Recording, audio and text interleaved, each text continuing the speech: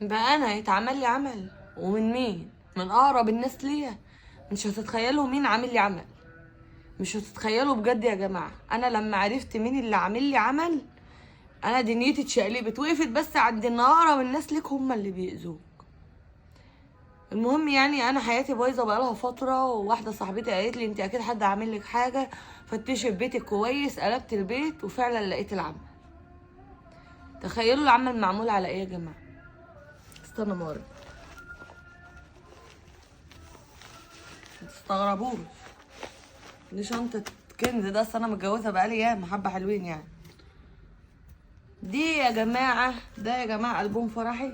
هو كده أنا جايبة 4 عيال، وللأسف بيت العيلة كان ضيق جدا، وكان ضيق وما كانش فيه مساحة إن أنا أعين حاجتي. يعني كان ضيق، وأنا عفش كان عزالي كان كتير، و3 ولاد طبيعي يعني حصل.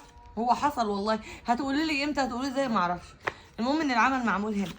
بصوا كنت حلوه ازاي ايام الجواز، زمان بقى اما كنت شباب يعني. تخيلوا يا جماعه مين عامل لي العمل. تخيلوا. انتوا مش هتصدقوا، انا اتعمل لي عمل سحر اسود بقلم ايلاينر. انا شفت البوم الفرح انا جات لي صدمه. بصوا والله والله كنا حلوين. شوفوا كنا امارات ازاي. بعدين عيالي قرروا انهم يعملوا لي انا وابوهم اعمال، فمسكوا الايلاينر زي ما انتم شايفين كده. معرفش ده سفلي ولا علوي بقى ولا شكله ايه، بس اللي انا اعرفه ان انا طول النهار شايفه ابوه نسناس ابوهم، وهو شايفني قرد. طول النهار بقى بنتنططوا بالسلاسل في الشقه، لا انا قابلاه ولا هو قابلني. فانا يعني شوفوا كنت اتجوزت تحت التهديد. كنت بقى ايه، كنت مفكره يعني ان حياتي باظت كده. فكنا حلوين، كنا مزوزين ايام شبابنا يعني. المهم يعني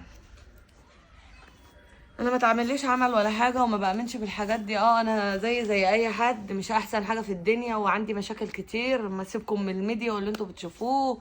وان انا اكتر حد بيضحكوا، ده كلامي طبعا للمتابعين اللي هم بيحبوني وشايفين ان انا دمي خفيف، مش التانيين اللي شايفين ان انا دمي تقيل. خلاص. على قد ما انا بضحكوا، بس اكيد حياتي مش ورديه يعني. اكيد في مشاكل وخناقات. ما انا مش اكيد مشغله لمحمد طول النهار مسرحيه يعني لا، بنتخانقوا كتير زيكم بالظبط. وانا يمكن اكتر حد طبيعي، ما بحبش اقعد اقول لكم شوف محمد جاب لي هديه ايه وشوف محمد عمل ايه. لا، محمد ما جابليش هدايا اصلا يعني انا زيك، مش شكل البلوجر اللي هم بيقعدوا بقى بوكيه ورد وايفون تريمونتين برو ماكس والحاجات دي. ما عنديش الحاجات دي. بس انا طالعه فعلا انتقد فكره الاعمال. انا جاتني رساله على الصفحه، واحده بتقول لي ان سلفتها عامله لها عمل وخاربه بيتها وطلقتها ومش عارفه ايه، فاعملي فيديو يجسد الحاجات دي عشان يفوق الرجاله ان ممكن اقرب الناس ليك تعمل لك عمل ويخرب بيتك وكده، وان مراتك كويسه و انا حاولت ان اعمل. انا قلت لهند مرات اخويا انت تعملي كانك بتعملي عمل، نعمل يعني نجسد الفكره ونعمل نبين ان ده خراب بيوت، وان عادي ان اقرب حد ليك ممكن هو يعملها. هند قالت لي لا، انا ما اطلعش اعمل عمل في الفيديو ومش عارفه ايه. فانا قلت لمين مش عارفه، قلت لعزه ولا قلت لمين، هو ما كانش عنده مشكله، بس انا اللي رجعت بقيت عندي مشكله. لان بعض الناس بتشوف فيديوهاتي بيفكروا انها بجد، فلا ما حبيتش احط حد في الصوره دي.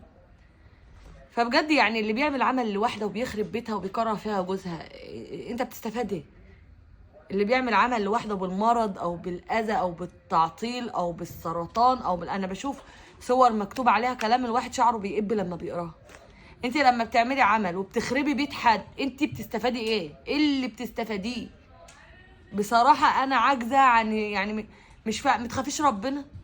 الحد ده هو حياته بتتخرب وبيمرض وبيموت قدامك، انت بتخافش ربنا؟ هو بصوا، ان اجتمع اهل الارض على ان يضروك بشيء فلن يضروك بشيء الا وقد كتبه الله عليك. فلو انت مش مكتوب لك انك تتاثري بالعمل ده، مش هتتاثري بيه.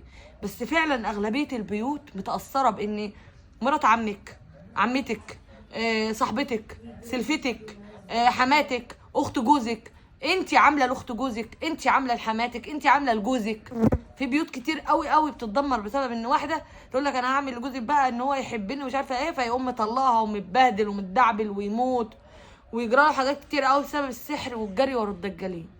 فبجد رسالتي في الفيديو ده لاي حد بيأذي اي حد، خافوا ربنا، علشان الدنيا مش دايما. اقسم بالله ما عارفين، لو دايما هقول لكم روحوا واجروا عند المشعوذين واقطفوا ديل ديك على ورك اسد واعملوا اللي بتعملوه، العبط اللي انتوا بتعملوه ده.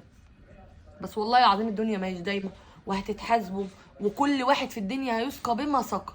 زي ما انت ما عملت عمل هينعمل لك، هينخرب بيتك، ربنا ممكن يسلط عليك نفسك اصلا انت تمشي في الطريق ده لحد ما تتدمر.